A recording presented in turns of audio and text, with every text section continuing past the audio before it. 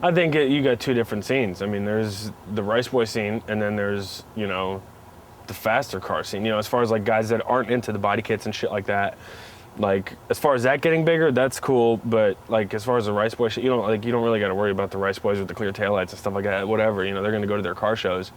But I mean, it's good that more people are getting into it as far as like, building motors and having nice, clean cars done properly. That's cool. It's always cool to meet more people like that,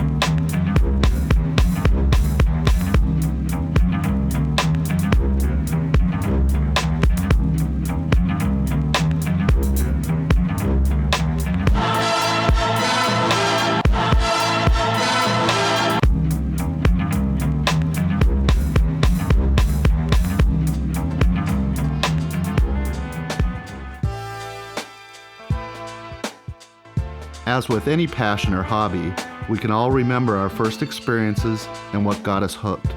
The people in this film come from different areas and are different ages, yet all share a love for automobiles and import tuning. This love resulted from different reasons, yet the outcomes were always the same. How I got into this whole import mess. Well, I dreamt about it for a long time, riding around in my mini truck, so I already claimed myself to being a part of the import scene because I didn't drive a domestic car. I'm originally from Alabama. I guess the accent will give that away right away. But the true heart of the South, the true heart of NASCAR, I have nothing to do with NASCAR. I've never had any inspirations for NASCAR. And I grew up racing motorcycles, Yamaha, flat track. So I already had a love for the Japanese bikes. And I remember growing up always wanting a 1980 to 83 GTI. And my brother and myself just racing all the back roads of Alabama, just like if I would have only known about rally then. I've been into cars my whole life, really. I mean, ever since I could speak, walk, crawl. I remember being, 10, 12, 13, 14, just walking home from school and seeing all the older kids with their cars. When I was 16, I met a couple of guys that were really into cars, mostly import cars. When I finally got a car, I looked up to this one guy. His name was Jebo Lopez, and he was kind of like an older brother to me because he was also Filipino and he was really into cars, and that's what kind of sparked my interest. My roommate now, which was my good friend since 5th grade, he picked up a 98 Type R when we were in high school, and that set it off. Yeah, there was like a group of us. First it was like me and my friend Dylan, Eric had a car. We all skated together basically, and then we all eventually got into cars. Before I even got my driver license, I was going with older friends to the street races. Actually, Catman and a couple other guys, we'd meet up with them and go to the street races, so I was hooked. We were at a family party, and we noticed one of our older cousins, he had a 95 Civic Coupe EX. White, it was lower, and had like freaking 95 GSRs on them. Yeah, he came up from the Bay, in the Bay Area, and then we started like learning all his tricks and stuff with the Hondas. I don't know, I was just looking for something different, and then, we all, like 3 of my buddies also got Hondas too. And I went to Tampa, which is what really got me into it. And I saw my buddy John had a CRX with a B16 in it. And this was back in '97. So I took a ride in it, and that was it. That was, what got me into it completely. And then I ended up getting a 93 hatch. And it took a little while before I got my first motor, but then once I got a B16, I decided to put it in myself, and I mean, there was a lot of problems along the way because I was just 17 at the time. Yeah, I'm all self-taught, and I mean, I learned through trial and error, And it was me and a couple of my other buddies, they started, of course we started, just getting the intake and the header and that kind of stuff like that, but then once we actually started, doing the motor swaps, it was me and my one buddy, Chris, we just really got into it. Oh, it all started with bikes, just basic mechanics. Wanting to work on something is kind of just where I started with anything, just wanted to put my hands on stuff, and then it moved into wanting to work on the cars. Obviously, turning 16, you got to be able to drive, you got to be able to do something with something, and it just started with a 90 Accord and went from there, and I just built stuff up, and it's just like you just hate being the same. You want to be different, you want to do something different, and you just kind of build it. The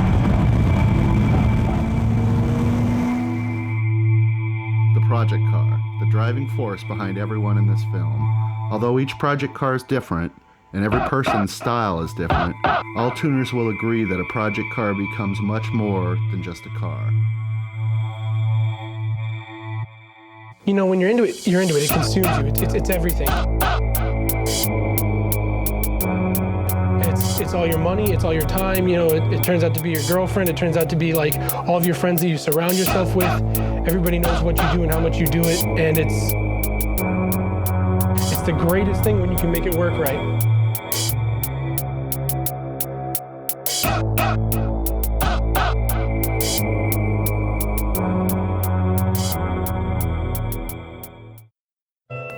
This guy flips through cars like Dude, he's women. All right. Oh, hey. I wasn't even naming my cars. Lisa, I think Angela, that's Pamela, Renee. I love you from around the way.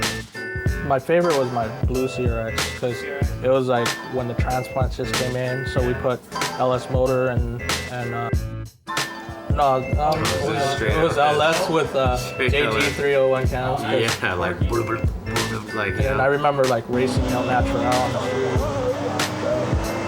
And that was fun. Those are the fun days. The White Del Sol, the flat black 4-door EF. I had a black DA. Yeah, I sold my hatch. Yeah, sold my hatch to my father. Turned it back to stock because he always wanted the car, good mileage or whatever. And then bought the first Type R I ever rode in, which is behind me. Bought that for my roommate. Pulled the turbo. It was a fully built Dart and solid deck sleeves, you know, turbo, all that crap. Sold it. Got a 11.6 to 1 bottom end setup in there. Got some plans. Keep it clean. To a black EK hatch. From there, I got out of it a little bit. Bought a BMW. Hated it. I didn't hate it. I just got bit. I got bit. You loved it. That was a different BMW. I had another BMW before that. Got bit by the bug again. Jumped in, got my second 4-door EF, the silver one. My first car that of one of my recent builds was a 1990 Honda Civic EF. It was a sedan. I kind of chose that car at that time because I was really the whole story was I was really looking for an EG at the time. But at the time, they were going for about $5 grand, $6 grand for a stock one, a nice clean one. And I didn't really want to spend that much money on that because I'm, just like anybody else, a budget, racer, budget builder and whatnot. And I used to have a 4-door in high school. And so my plans to get an EG back then, because of the whole price thing, I said, you know what? Why don't I just take it back with something what I used to have? So I bought a 4-door Civic, 1990 Civic, and a lot of people at the time were really cautious as far as turboing it and whatnot. And those were my big plans, to show that you can turbo basically out of the junkyard, an import yard motor, and just through fine tuning and whatnot, you wouldn't have any problems. That was kind of like my whole story to that. And I've always been into the whole Japanese look. The look in Japan is different than it is here in the US. In Japan, they have a one-piece headlight. It's got a different hood, it's got a different fender. It's actually got a grill, just like an old school Accord. And I sourced it and decided to put that together, built that together. Got the fine tuning out as far as tuning the turbo. Also kind of put together a lot of stuff that I researched on, which is HKS B-Series manifold, which is a hard rare piece to find these days because at that time HKS didn't come full force with their B-Series turbo kit. And I was able to source that. It was a fun project. I learned a lot from that. All of the people in this film can remember their first projects and can relate to the feeling of working countless hours, all to afford that one rare part that they just had to have, and finally achieving a personal goal or idea relating to their cars. As weird as it sounds, I tell you, and I don't know if anyone could relate to me that will watch this video, but my first car, like I said, was a 94 GSR. And I've owned some pretty nice supercars throughout the years. You know, of course, being an enthusiast of, you know, anything from S2000s, Type Rs, you know, Evolution. I mean, anything in general. So, but it, you know, nothing ever gives you that feeling your first car does. You know, it's like you get your first license, you get that car, you get a set of wheels. It's like you always remember that in your mind, you know. But as far as and personally in favor, I've always been an enthusiast of the Integra Type R.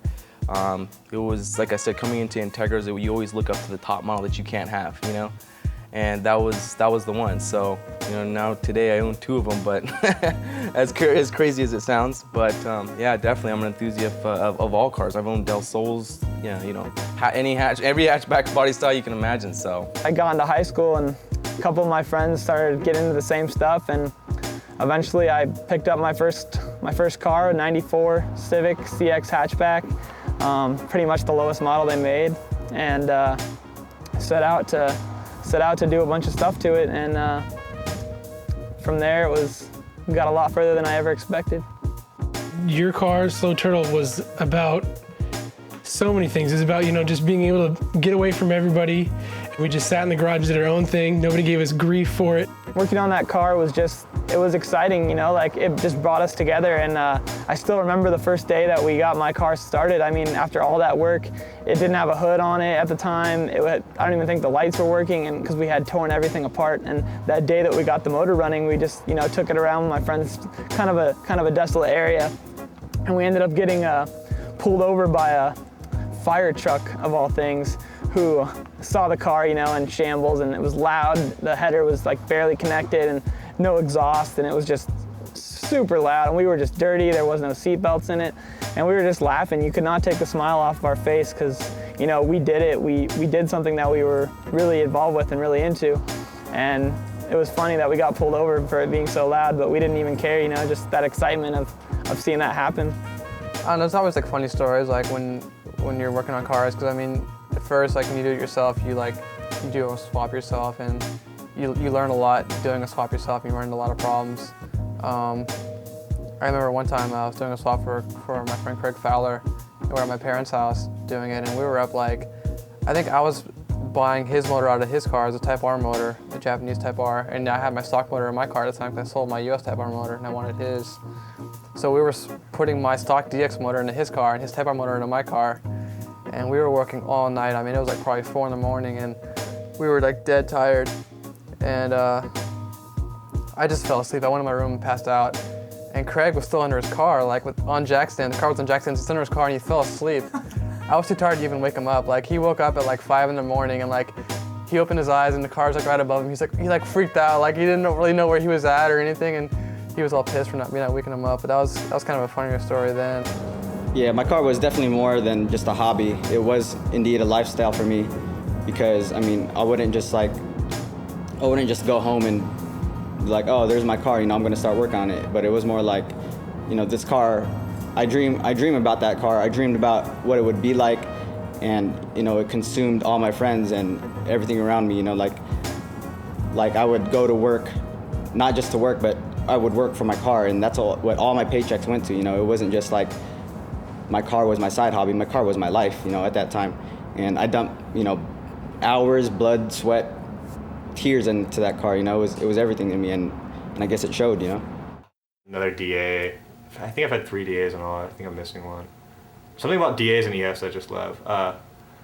From there, I had an EG Coupe, another EK hatch. Yeah, my Type R was the first car I ever really put together by myself, you know, without outside assistance. It was a theft recuff, so it had no interior, no motor, nothing like that. Ended up getting a JDM motor, swapped it in, did the seats. Just kind of put it back together. It's a really good feeling to actually do something, you know, yourself without assistance and kind of just your own knowledge. And with the EG, I knew that the outside body would be just like any other EG. A lot of them are just subtle like that, so I wasn't looking for the big body kit or rim or whatnot. The real main focus was all in the engine bay, and that's what I wanted to set apart from the rest of all the other cars. And I think one of the main contributing factors of why I did the way I did with the engine bay is because I did a lot, you know, I was always into hot rods, and you know, watching the Learning Channel, American Hot Rod, and a bunch of these other guys, I said, you know what, I want to build a nice, clean, aesthetic, clean, perfect looking engine bay, and that's what I wanted to do. So that's when we went ahead and shaved the whole engine bay, redesigned the brake system, just basically cut the firewall to flesh out a lot of it and make it look, from factory, not change it up too much, but just with all the imperfections as far as the holes and whatnot, filled them all up, and that's what we ended up with that car. That itch is always going to be within you, whether, I've even said it before, I said I don't think I could ever drive a stock car, a totally stock car. It's just not in my nature, just because I've always had that itch for fixing a car. To be able to complete something, to actually get it done and say, this car's done, I finished this one, was the most exciting feeling ever. And especially get feedback from people that's positive and know and see and recognize what you did and how much time you put into it just means the world to me. For me, it was everything. And it was everything for the entire time I was working on the project, and it consumed me, and it was, exactly what I wanted with a finished product. It was exactly what I wanted. And to see it go on paper and to be able to work with, just everybody that I worked with was just a blessing. Everything fell into place, and it just came out as the most exciting thing I've ever done. They're never finished. The thing about cars is they're never finished. Even if someone says, well, my car's finally finished, bullshit, dude. There's something you want to change. It's no, I think never stuff. My coworker said this today too. He's like, every time you ask a person, it's almost done. It's all. Almost the answer done. is anytime you ask, it's almost done. But you'll see stuff on the internet. Oh, I finished my project. I finished my car. Here it is. I'm like, bullshit. 2 weeks later, you want new wheels. 2 weeks later, there's something else out, something bigger, something better that you want to buy for your car. It's just what's in you. You keep building. It never ends. JDM. JDM. A la JDM. Oh, JDM. Oh, cool.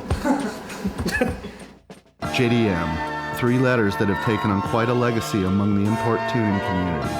Whether loved or hated, JDM must be recognized as a serious change in the way enthusiasts tuned and modified their cars. There is a difference now between JDM cars that were around back then and JDM cars that are around now. I think the JDM thing is a scene. I think it's more a way of how you view life, and I appreciate that the JDM aspect is there because it's like how a skateboarder views the terrain around him. He's like, ooh, check, I can hit that lip right there, I can roll like that, I can hit this thing right there. Well, JDM-ism is kind of like the same, it's a thought process. It's like, it's how I want my car to look.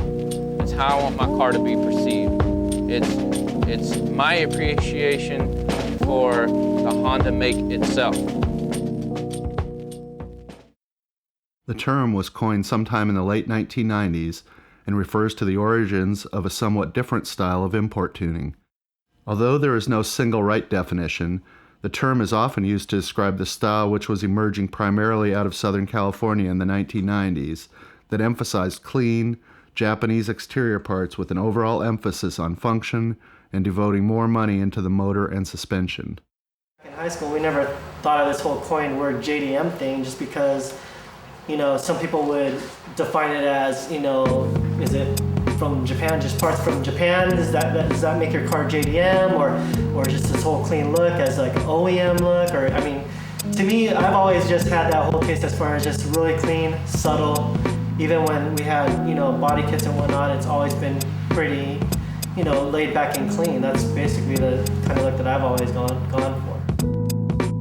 With the introduction of the internet, people began to notice this style was becoming more popular nationwide.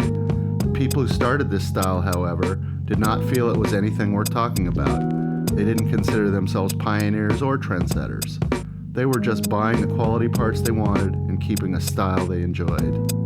Back in '95, there really wasn't anything that wasn't real Japanese stuff out. There was no fake rims or fake anything, It was just like, you wanted nice rims, you'd get, Mugen or Racing Hard or whatever else you wanted to get. What we wanted to go after, at least what I thought I wanted to go after, was FS Squad. I think they just kind of set the trend in so many ways. It was like the basic B-Series swap, but then you got your JDM goodies over here, and it had all kinds of flavor and style to it. And Seattle area didn't have any of that, and it was just kind of like, when you saw a car like that set up, that was a big deal. And it wasn't a lot of money, and it wasn't fiberglass everywhere, and it wasn't, 17, 18-inch rims. It was a big deal to have 5-lug, 15-inch rims, and just all kinds of stuff that you can't go to the store and buy. Well, the stuff that we bought was expensive stuff, and we didn't have a choice.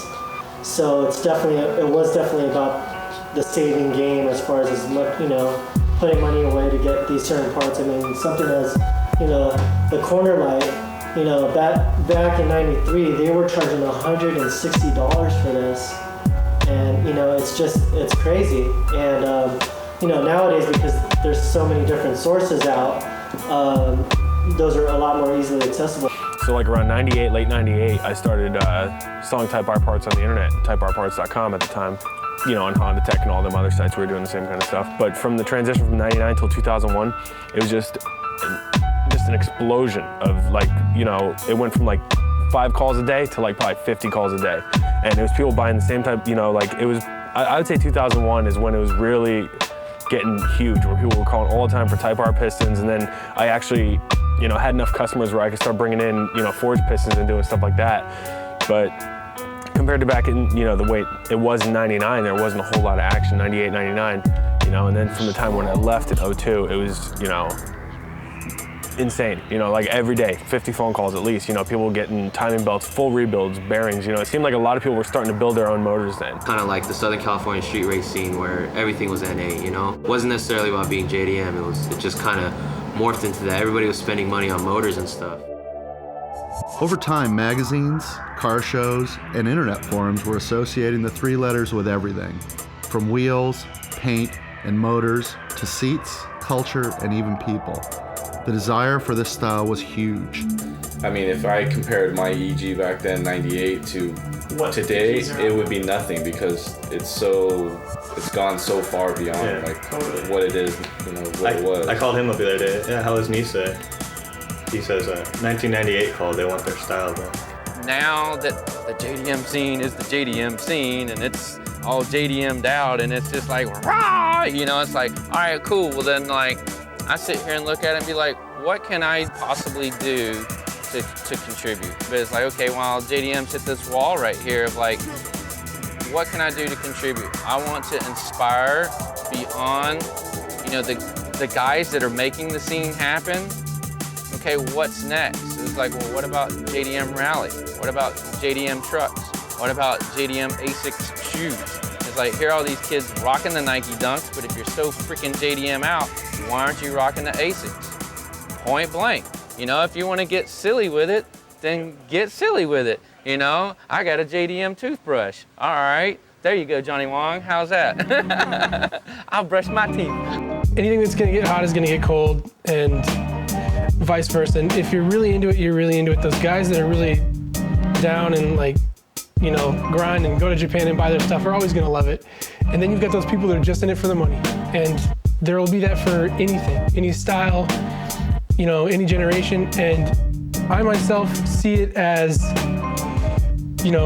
personalization. Somebody wants something that other people can't have, and to a certain extent, and to extreme extents at some point, just wanting to get something that's so rare that nobody else can touch it. And it's different for everybody. Somebody's personality is gonna want that really rare part just to throw in somebody's face. And somebody else is gonna want it because they picture this part in their head in some junkyard all the way in Japan that they wanna go and find themselves, and it's a treasure hunt. And it's just, it's different for everybody. And I mean, I think there's people that do it because they like that style, they like that flavor, and they're gonna buy the parts that are the knockoff, and they like that look, and that's fine. And they'll be done with the industry in 2-3 months. They're gonna lose that flavor, they're gonna lose that passion. But there's somebody that's gonna, read a magazine 5 years from now with an 88 Civic and some old Mugans on it, and they're gonna love it to death. As of today, many people still appreciate the style and feel it's going strong, while others feel it's a quickly dying trend. No one can predict the future trends and styles of import tuning, but most will agree, racing, function, and creativity will always be in the forefront for true enthusiasts. Racing is something people must experience to truly understand.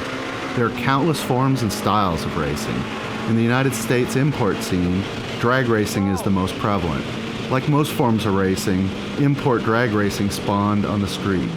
Eventually, events like Test and Tune, as well as Battle of the Imports, became more and more popular, allowing tuners to test their cars in the quarter mile safely and build affordable, yet very powerful motors.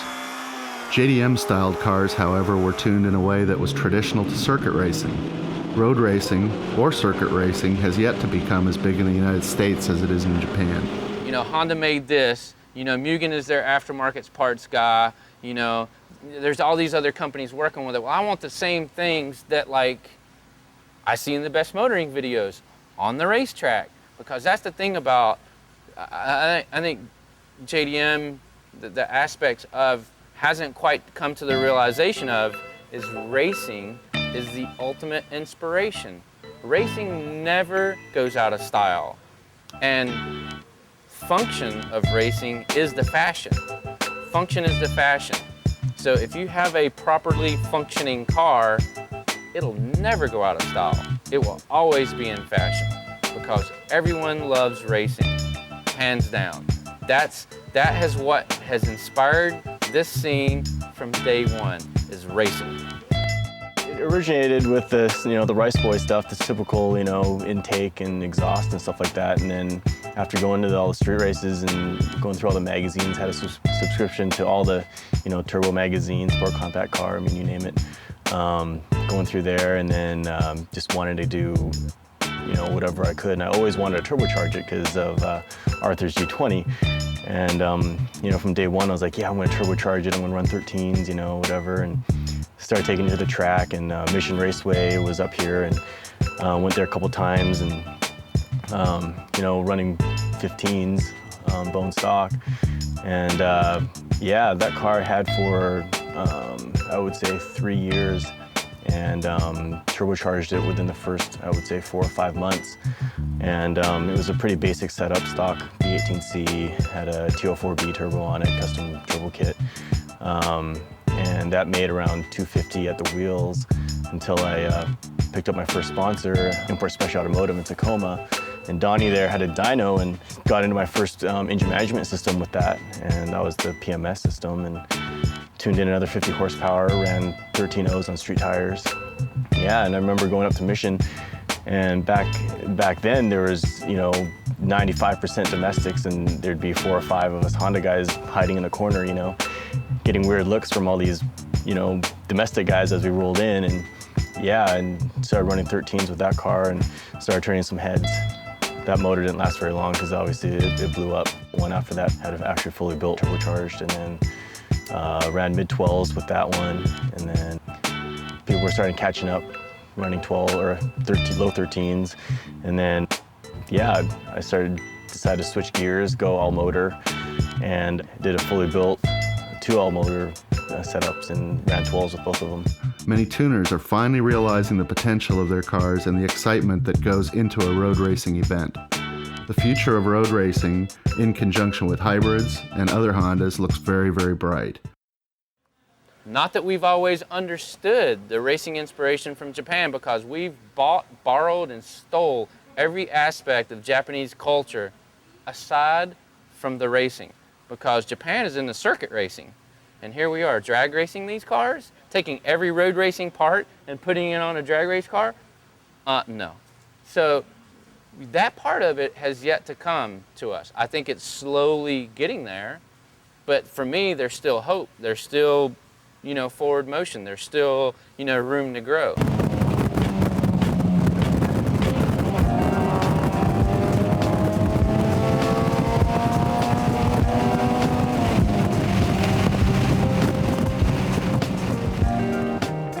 I was trying to hit up track events. Right when I built that car is when I got into road racing. And actually Eric B he lived up in San Francisco, and he's kind of like my mentor, I guess you could say. And he knew Tommy that was just here. Tommy was like, he's more of the road racing than Eric B is, but I hooked up with them and went to a couple speed trials events back in like 99, around 99 or so. And I started that off. I've been going ever since. As far as the style, I mean, I see a lot of people that are putting like really like nice track parts on their car, not really using them. And I see a lot of people who are putting parts on a car like sort of think, well, take my car to the track and see how these parts work, you know what I mean? So actually starting to use the parts. I think more and more people are starting to like get into road racing and like using the parts for what they're for, you know? So hopefully like that'll continue, and I think K-swaps are gonna really like just pick up, and you know, just V-Series is gonna die out eventually. I heard of a track event going down at Pacific Raceways down in Kent, Washington, and the event was being held by A&J Racing up in Vancouver. You know, I've always looked up to them. I've always sourced them for some car parts, and I got in contact with them to see if I could hook up with them and join their event. So what they offered me was like a whole day of track racing, not drag racing, like track racing, going around the whole track, you know, turning, shucking and jiving, using your whole car for what it was built for like a whole day, you know. And it was like $200, which is cheap compared to seat time, compared to price, you know. And it was an experience, you know, like at every corner, I thought I was gonna die. Which I guess, you know, is what you're supposed to do when you're racing, you know. If you feel like you're in total control of a car, then you ain't driving it fast enough.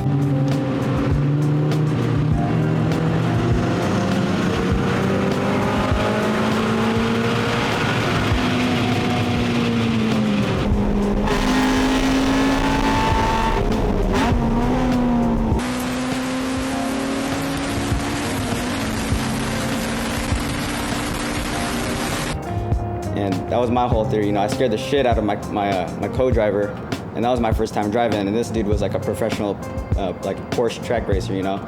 But I took my car out there with the A&J boys, and I was keeping my own, you know, smoking like a couple C32s and, you know, all these AMG Benzes, you know, a couple RSXs and S2000s, but Benz S2000 from A&J fucking whooped my ass.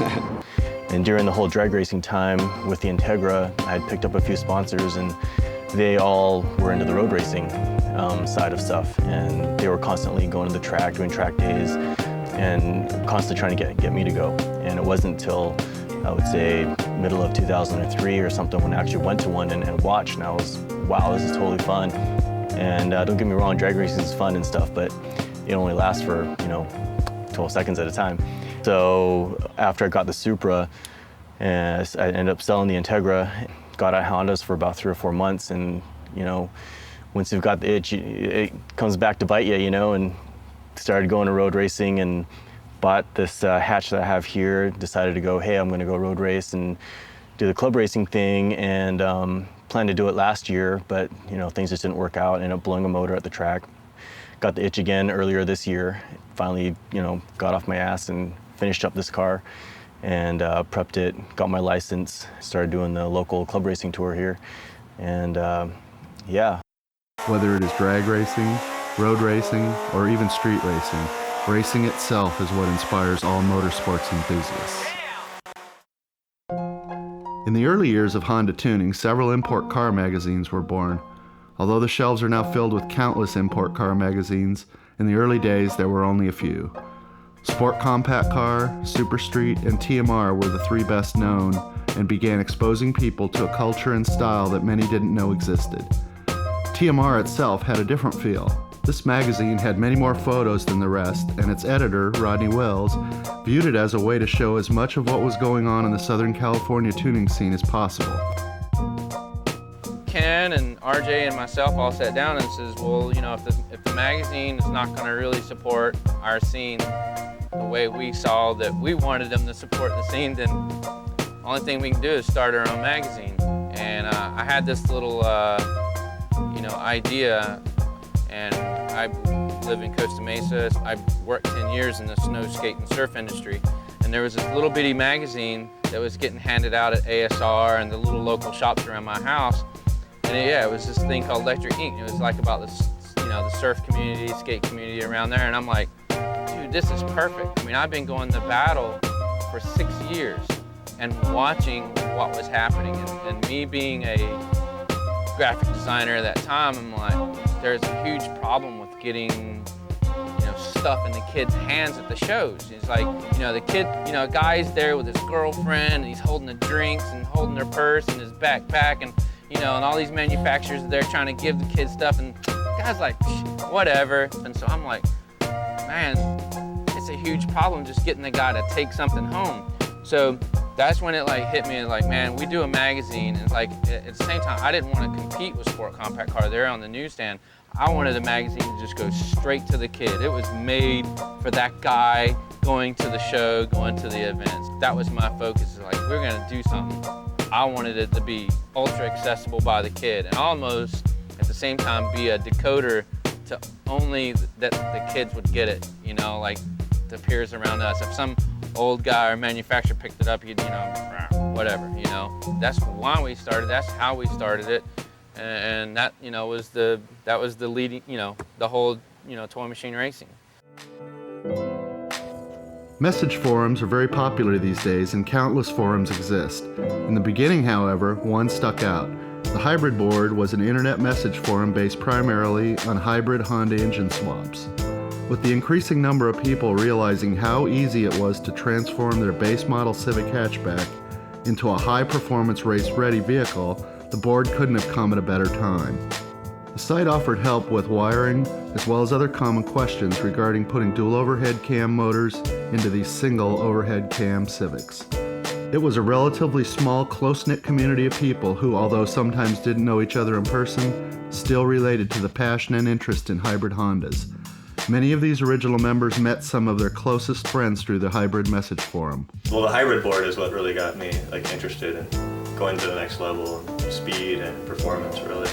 It's definitely a good resource. Totally. A lot of underground guys. Yeah. I mean, when I first joined that board, I got slammed for being a Super Street editor. They were like, what the fuck? But it was good because I got to, you know, it was kind of like you come into a world where you don't really know.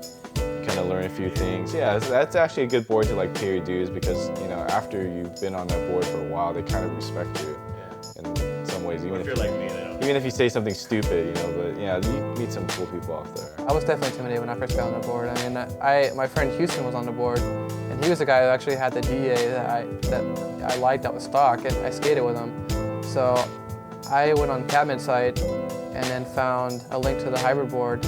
And I was just reading through some of the posts, you know, seeing what little box. I couldn't register. They wouldn't let you just register, you know. And I got my friend Houston's email address because I hadn't contacted him since I left Dallas. And I was like, hey, I want to get on Hybrid, you know, can you give me a username?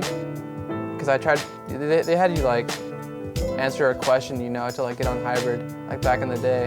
And I answered the question right, and I still didn't get a password. So I was like, what gives, you know? So my friend Houston got me a password, and yeah, I had to have like, they had to have like 10 like tech posts before you could even post in the alley. So like I was all like, you know, scared that they were gonna ban me or something if I didn't have all the tech posts. I think about half the people I know today, I mean, I'd say they've all come from the Hybrid Board, really. I mean, it's like family, really.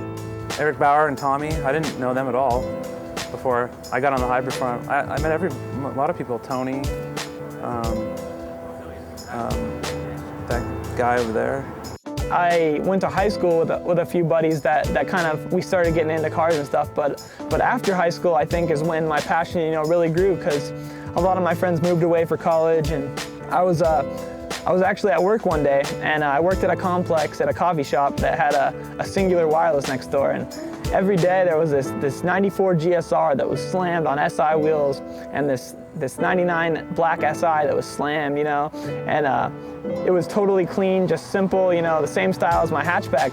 And we would all park next to each other, and it was funny because none of us knew who each other were, but we'd all park next to each other every day. And then finally one day I'm working, and this guy comes in, and he's like, hey, what's up, man? Is that your hatchback? And I'm like, yeah. I'm like, is that your Integra? And he's like, yeah. And like, so I mean, just a simple hello. And then today is one of my best friends, a guy, Javon, and it was Jeremy, and we all met just because of working in the same complex. And then from there, he was like telling me about this website, SeattleImports.com. So I checked that out.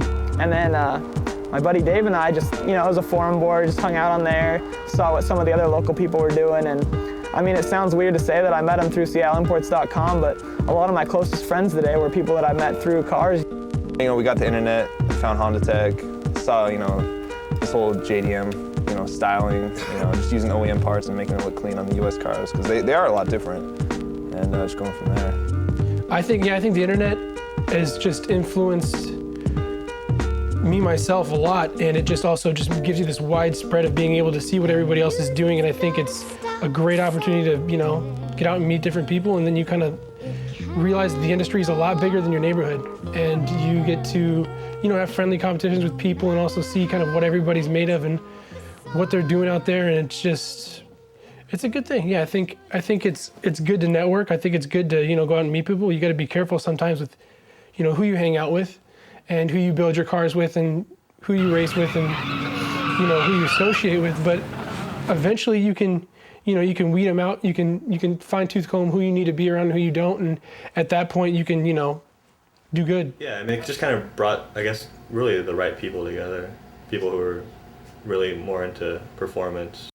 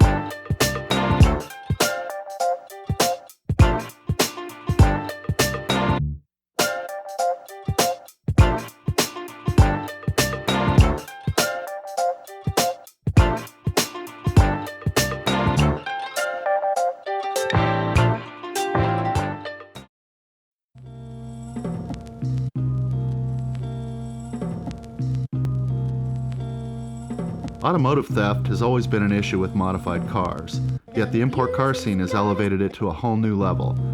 Although people are aware of the issue itself, not everyone realizes the extent of how bad it is and how much it affects the owners of these project cars. People are always going to want to steal your goods, especially the better you make it, you know, and at this point it feels like they don't even want to steal it because they want it, they want to steal it because they don't want you to have it.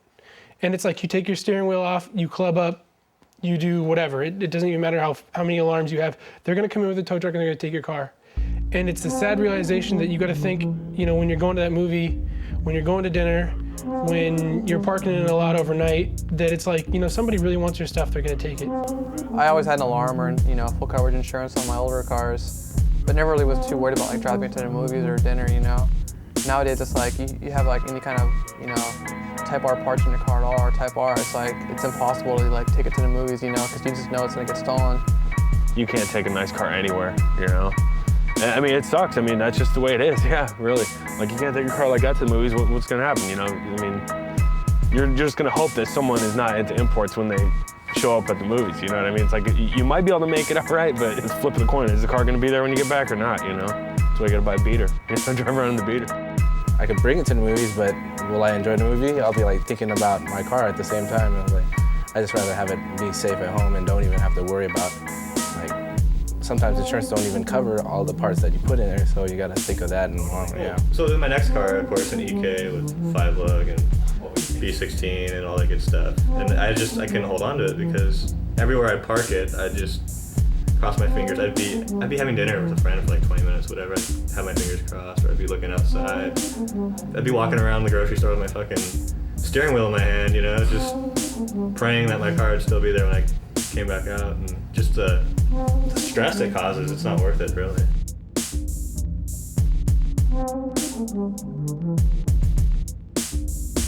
I think it's mandatory to have a garage, you know, for any like nice like fixed up car, you know, and it sucks because it's just like inevitable. I see on the board every single day like cars getting stolen left and right, especially Type Rs, and I don't know, I wish it wasn't like that. I mean, I had my Civic stolen a few weeks back. And it destroys the industry to a certain extent because it raises prices and kills prices at the same time. It cost me so much money to, drive a Type R just to insure the thing, when it's like, I'm not gonna be racing, I'm not gonna get it stolen, but they don't know and they don't care. So it's gonna go up high because somebody else wants to take my car, and everybody else's car for that matter that's the same model. So let's just kill it. It destroys the industry. Over the years, many cars featured in magazines and known across the country have been stolen, stripped, and destroyed.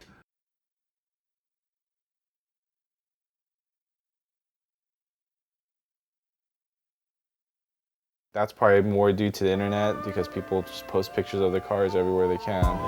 And you know what? If someone's gonna take it, they're gonna take it anyway, so. Yeah, my coupe was stolen in January, and I just immediately told myself, never again am I owning a Honda, because it's like, around here it's like gold.